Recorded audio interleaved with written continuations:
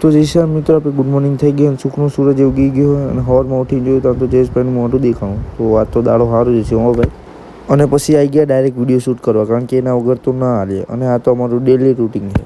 અને જતા રહ્યા સીધા દુકાનમાં, કારણ કે દુકાનમાં વિડીયો શૂટ કરવાનો હતો. અને રીતેશભાઈ હાથમાં સિગરેટ પકડી કંઈ ઊંધું ના સમજતા હો ભાઈ, કારણ કે વિડીયો શૂટ કરવાનું એટલા માટે. અને પછી આવી ગયા ગાર્ડનમાં, કારણ કે વિડીયો એડિટ કરવાનો હતો. ત્યાં તો બધા કેમેરા સામું જોયું, વિડીયો એડિટ કરો લા. પછી એ કામ કરતાં કરતાં બપોર પડી ગયા અને નીકળી ગયું બજારમાં માલ લેવા. અને લાગુ બાકી ડાકુ મંગલસિંહ જેવો.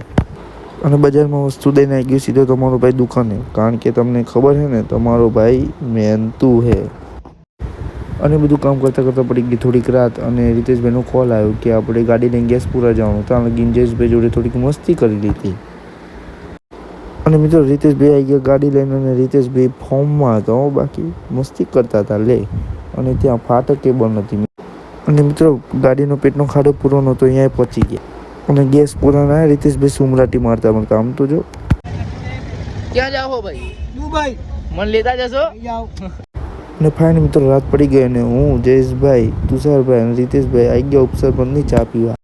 અને ફાઇનલ મિત્રો ચાય સોડા લીધી, પણ આમાં તો ત્રણ જ છે. એટલે જયેશભાઈ તો સુસરાટી મારવા માંડ્યા.